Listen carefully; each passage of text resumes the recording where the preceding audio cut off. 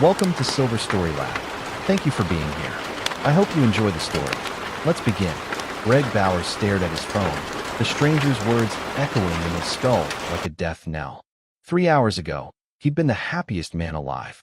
Christine Cooper had said yes, tears streaming down her face as she looked at the ring he'd spent months saving for. Now he was standing in their apartment, alone, while some psychopath claimed to have the woman he loved. Who the hell are you? Greg's voice came out low, controlled. His background as a criminal psychologist had taught him that panic was the enemy. Stay calm. Gather information. Find the pattern.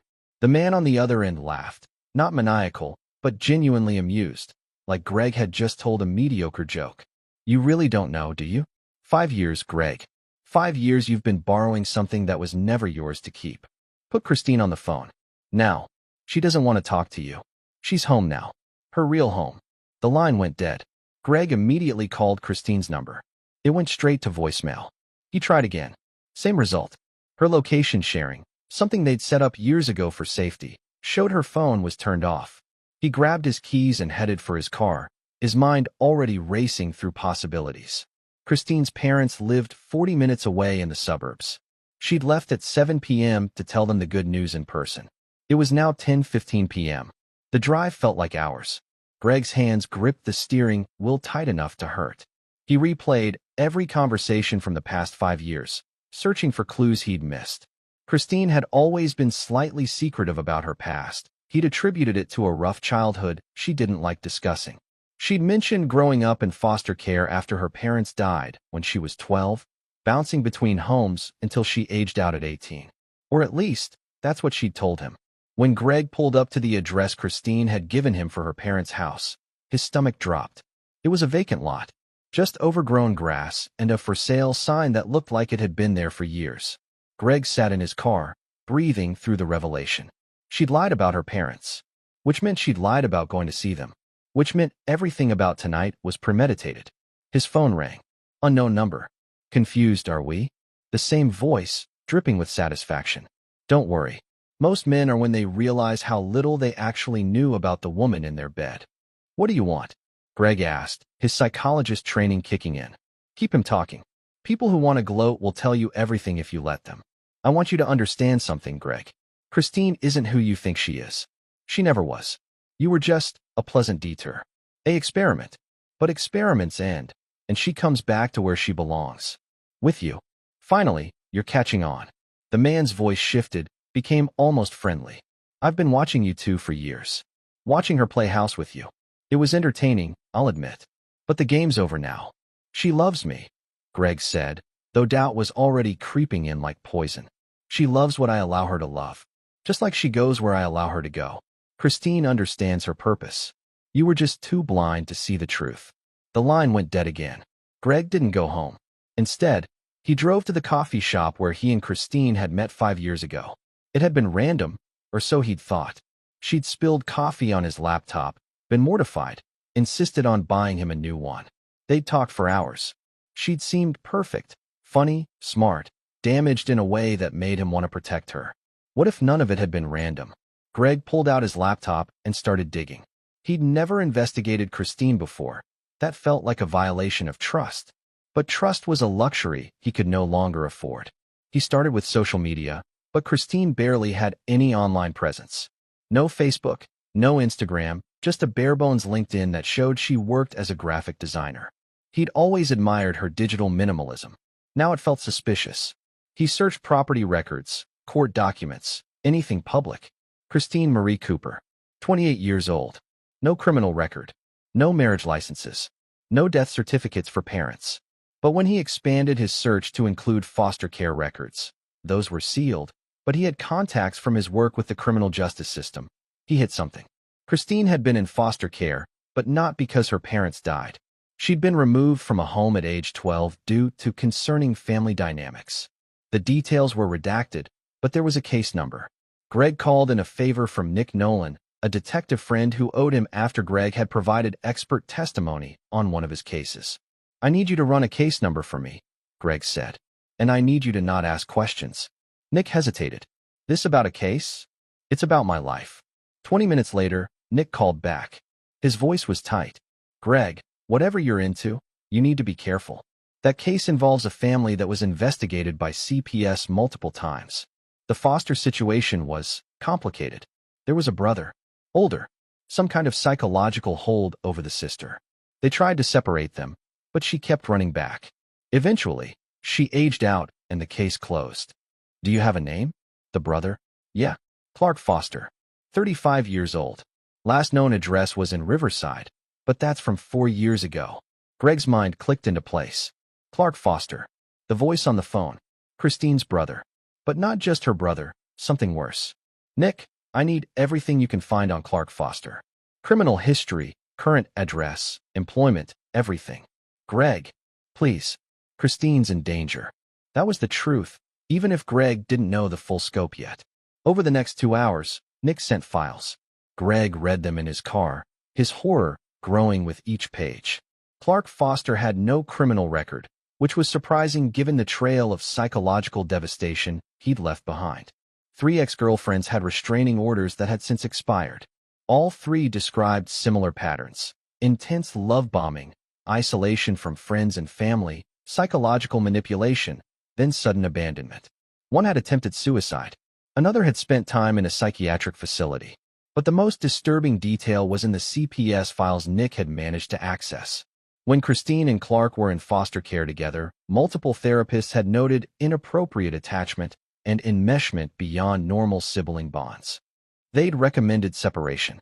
Christine had fought it violently, running away, refusing food, self-harming until they were placed back together. The final note in the file made Greg's blood run cold. Subject exhibits signs of Stockholm Syndrome and learned helplessness. Brother appears to have established psychological control through pattern of intermittent reinforcement and isolation. Recommend immediate separation and intensive therapy for both minors. But they'd aged out before any real intervention could happen. And Christine had stayed with Clark until... when? Greg searched through his memories. When he'd met Christine 5 years ago, she'd been living alone in a small apartment, working at a design firm. She'd said she was new to the city, trying to start fresh. Had that been her escape? Or had Clark sent her away, planning to retrieve her later? Greg's phone buzzed. A text from an unknown number. You're digging. I can see you digging. But you won't find her, Greg. She doesn't want to be found. She's where she belongs. With family. Greg's jaw clenched. He typed back. If she doesn't want me, she can tell me herself. The response came immediately. She tried. She said yes to your proposal because I told her to. She went through the motions because I wanted to see how far she'd take the charade. But it's over now. You lost. Another text, a photo. Christine, sitting in what looked like a living room, expressionless, staring at the camera. She was wearing the engagement ring, but her eyes were empty. Greg's training kicked in fully now. This was textbook coercive control. Clark had maintained psychological dominance over Christine since childhood, probably through a combination of trauma bonding, gaslighting, and strategic reinforcement. He'd let her have 5 years of freedom, probably to make her miss him, to make his control feel like home when he reeled her back in. But Greg wasn't going to let that happen. He drove to his office at the university where he taught. His specialty was criminal psychology with a focus on coercive control and manipulation tactics. He'd written papers on this. He'd testified in court about this. Now he was going to use every bit of that knowledge to get Christine back. First, he needed to find her. Greg called his teaching assistant, Chad Story, a brilliant tech-savvy grad student who'd been working on a research project about digital forensics. Chad, I need your help with something off the books. What's up, Dr. Bowers? I need to track a phone that's been turned off, and I need to do it fast. Chad arrived at the office 30 minutes later with his laptop. Okay, so, hypothetically, if someone's phone is off, we can't track it in real time. But if we can access their Google account or Apple ID, we can see the last location before it was turned off. I have access to Christine's laptop at home. They drove to Greg's apartment together. Within 20 minutes, Chad had accessed Christine's iCloud account. The last location ping was from 7:43 p.m., not near her parents' house, but at an address in Riverside. That's residential, Chad said, pulling up the property records. Owned by Clark Foster. Greg felt a cold fury settle over him. Can you keep monitoring this? If her phone turns back on, I need to know immediately. Yeah, I can set up alerts. Greg spent the rest of the night planning. He couldn't just storm Clark's house. That would likely trigger him and put Christine in more danger. He needed to understand the full dynamic first, then create a scenario where Christine could break free from Clark's psychological grip. At 6 a.m., his phone rang. Chat. Her phone just turned on for about 2 minutes, then went back off. But I got the location, same house in Riverside. Perfect. Keep monitoring. Greg showered, changed, and drove to Riverside. He didn't park near Clark's house. That would be too obvious. Instead, he found a coffee shop 3 blocks away and set up surveillance. Clark's house was a modest ranch-style home in a quiet neighborhood. Nothing remarkable. No signs of anything sinister. Which was exactly how predators operated. Blend in, look normal, hide the monster inside. At 9 a.m., the garage door opened. A black sedan pulled out. Greg couldn't see the driver clearly, but he followed at a safe distance. The car drove to a grocery store. Greg parked and waited. 10 minutes later, a man emerged, tall, lean, probably mid-30s, with dark hair and an unremarkable face. He moved with casual confidence, like someone who'd never faced real consequences in his life. Clark Foster. Greg watched him shop through the store windows. Normal. Boring. Evil often was. When Clark left, Greg followed him back to the house. He watched Clark carry groceries inside, saw the door close. No sign of Christine. Greg's phone buzzed. A text from the unknown number. I see you, Greg. Sitting in your car 3 blocks away. Did you really think I wouldn't notice? Greg's heart rate spiked, but he kept his face neutral. He typed back. I want to talk to Christine. No. Then I'm going to the police. And tell them what? That your adult girlfriend decided to leave you? That she's visiting her brother? There's no crime here, Dr. Bowers. Just your wounded ego. Greg gritted his teeth. Clark was right. Legally, there was nothing actionable. Christine was an adult who'd apparently left voluntarily. Unless he could prove coercion or threat, the police wouldn't intervene. He needed a different approach. Greg drove back to the city and went straight to his university office. He pulled out his research files on coercive control, looking for patterns, weaknesses, ways to break the psychological hold. The key, he knew, was interrupting the trauma bond. People under coercive control often knew, on some level, that they were being manipulated. But the controller had conditioned them to fear independence, to believe they needed the controller to survive. Breaking that required creating a safe moment of clarity, a crack in the facade where the victim could see the truth. Greg needed to speak with Christine directly. Not through Clark. Not with Clark present. Just her, in a moment where she could think clearly. His phone rang. Nick Nolan. Greg, I found something else. Clark Foster works from home as a software developer, but his real income comes from something else. Online courses about relationship optimization and psychological influence. He's got a whole following of guys who pay him to teach them manipulation tactics. He's monetizing his abuse, Greg said flatly. Looks like it. And there's more. I found forum posts under an alias that's been linked to him. He talks about his subject, a woman he's been training since adolescence. He doesn't name her, but the timeline matches Christine. Greg felt sick. Send me everything. Over the next few hours, Greg dove into the darkest corners of Clark's digital footprint. The forums were full of red pill rhetoric, discussions of maintaining frame, and disturbing posts about psychological conditioning. Clark presented himself as an expert, someone who'd successfully created the perfect relationship through strategic manipulation. One post made Greg's hands shake. The key is starting young, before they develop independent identity, before they know what healthy love looks like. You become their entire world. And when you occasionally let them go, they always come back. Because you're the only thing that feels like home. This wasn't just abuse. This was systematic, calculated psychological imprisonment that had been ongoing for over 15 years. Greg needed help. He couldn't do this alone. He called a colleague, Dr. Melissa Hopkins, who specialized in cult deprogramming and trauma therapy. Melissa, I need a consultation. Urgently. They met at her office that evening. Greg laid out everything. Christine's background, Clark's control, the 5 years Greg had spent unknowingly in a relationship with someone who was still psychologically chained to her abuser. Melissa listened carefully, taking notes. When Greg finished, she sat back. What you're describing is complex trauma bonding compounded by developmental manipulation. Christine's identity was likely never allowed to form independently. Clark inserted himself as the core of her psychological structure. Can it be broken? Yes, but not by force, not by logic, not by love, even. Melissa's expression was grave. She needs to choose freedom herself. And that choice needs to happen in an environment where Clark's influence is weakened enough for her to think clearly. How do I create that environment? You don't. Not directly. If you try to rescue her, it'll reinforce Clark's narrative that the outside world is threatening, that only he truly understands her. You need to create cognitive dissonance. Make her see the contradiction between what Clark says and what's real. Greg leaned forward. Tell me how.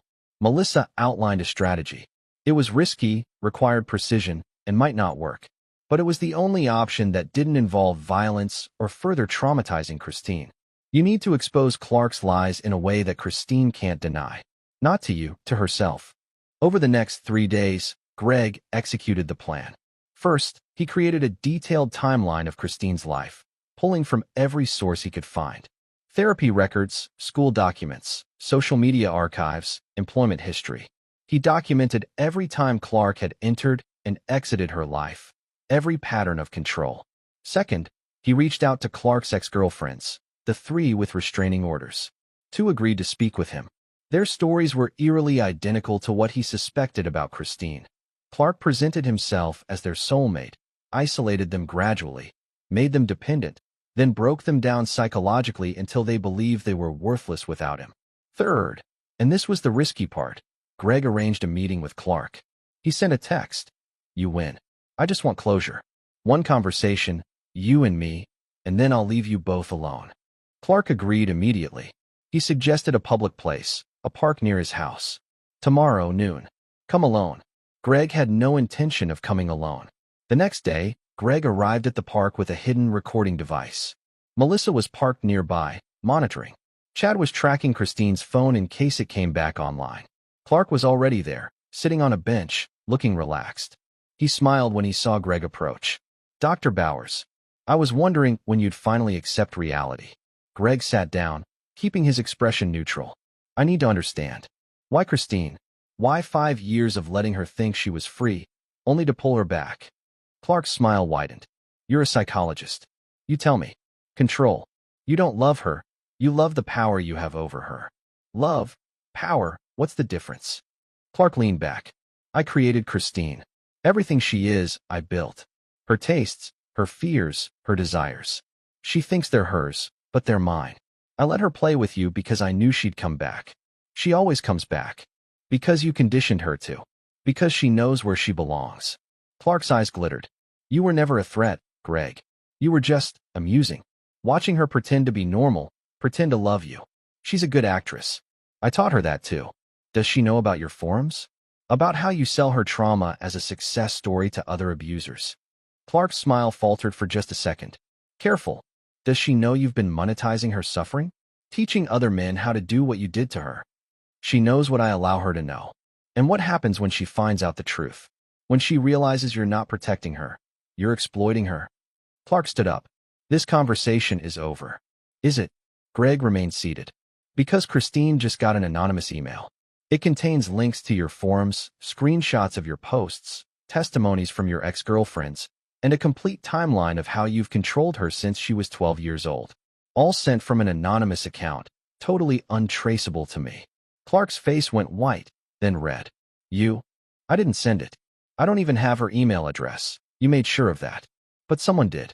Maybe one of your ex-girlfriends. Maybe someone from those forums who thinks you're a monster. Who knows? Greg stood now, meeting Clark's eyes. The point is, Christine is reading it right now. And for the first time in her life, she's seeing you clearly. Clark's hand twitched toward his phone. Greg smiled. Go ahead. Call her. Try to explain it away. But you and I both know that once the cognitive dissonance starts, once the crack forms, your whole construction falls apart. Clark's jaw clenched. She'll never believe you over me. I'm not asking her to believe me. I'm asking her to believe the evidence. And unlike you, I trust her to make her own decision. Greg walked away, his heart pounding. The recording device had captured everything. The email had been sent by Melissa from an untraceable account, exactly as planned. Now they waited. For hours later, Greg's phone rang. Christine. Greg. Her voice was small, shaking. Can you come get me? Greg closed his eyes. Where are you? At a gas station on Highway 60. I need you to come get me. I'm on my way. Stay on the phone with me. He drove like his life depended on it, Christine's quiet breathing on the other end of the line. When he pulled into the gas station, she was sitting outside, still wearing the engagement ring, her eyes red from crying. She got in the car without a word. Greg didn't push. He just drove. After 10 minutes of silence, Christine spoke. I read the email. All of it. The forums, the posts, everything he said about me. Her voice cracked. He's been selling my life as a how-to guide for abusers. Christine. No, let me finish. She took a shaky breath. I knew, somewhere deep down, that what Clark did wasn't normal. But I couldn't. I couldn't see it clearly. He was all I knew for so long. He made me believe I was broken, that no one else would understand me, that leaving him meant being completely alone. She looked at Greg. But these past 5 years with you, they were real, weren't they? I wasn't just playing a role. They were real, Greg said firmly. Every moment. When you proposed, I wanted to say yes so badly. But Clark called me right before and told me it was time to come home. And I just went. Like I always do. Tears streamed down her face. I'm so sorry. I'm so sorry. Greg pulled over and turned to face her. Christine, you were a victim. You were groomed from childhood. None of this is your fault. I should have fought harder. I should have. You're fighting now. That's what matters. Christine sobbed, and Greg held her, letting her release years of suppressed pain and confusion. Later, at Greg's apartment, Melissa arrived to begin emergency counseling. Christine would need intensive therapy, deprogramming, and time. Lots of time. But she'd taken the first step, choosing freedom. 2 days later, Greg got a voicemail from an unknown number. He knew it was Clark before he even played it. You think you won. But she'll come back. She always comes back. This isn't over, Greg. Greg deleted the message and called Nick Nolan. I need to press charges. Harassment, coercion, everything we can make stick. About time, Nick said. I've been compiling evidence. With Christine's testimony and the recordings you got, we have a solid case. The legal process was slow, but thorough. Christine gave her testimony, raw and painful. Clark's ex-girlfriends came forward. The forum posts were submitted as evidence of his pattern of abuse. Clark Foster was charged with multiple counts of stalking, harassment, and coercive control under California's new domestic abuse laws. His online courses were shut down, his reputation destroyed. During the trial, Greg watched Clark's facade finally crack. Without his carefully controlled environment, without victims he could manipulate, he was just a pathetic man who'd built his entire identity on breaking others. The judge sentenced him to 3 years in prison, with mandatory psychological treatment and a permanent restraining order. 6 months later, Greg and Christine were sitting on their apartment balcony, watching the sunset. She'd been in intensive therapy, working through trauma that went back to her childhood. It wasn't easy. Some days were harder than others. But she was free, truly free. Do you think you'll ever trust me completely again? Christine asked quietly. Greg took her hand. I think trust is something we rebuild together, day by day. She looked at the engagement ring, still on her finger. Can we start over? Do this right. We never stopped, Greg said. We just had to fight harder than most people. Christine smiled. A real smile, the kind that reached her eyes. Then ask me again. Greg laughed. Christine Cooper, will you marry me? Not because anyone told you to, not because you feel obligated, but because you choose this. You choose us. Yes, she said, and this time, there were no shadows behind her eyes. Yes, I choose us. A year later, they married in a small ceremony with friends and family, including Melissa, Nick, and Chad, the team that had helped break Christine free. Clark Foster's name wasn't mentioned once. But as Greg watched his wife, his real wife, free and whole, dance at their reception, he thought about the call that had started everything. She's here, with me, where she's always been. Clark had been wrong. Christine had never belonged to him. She'd been trapped, manipulated, controlled, but never owned. And now she was exactly where she truly belonged, choosing her own path, with someone who loved her for who she was, not who he could force her to be. Greg Bowers had fought for the woman he loved, using psychology instead of fists, strategy instead of rage, and patience instead of impulse. And he'd won. Not just Christine's freedom, but their future together.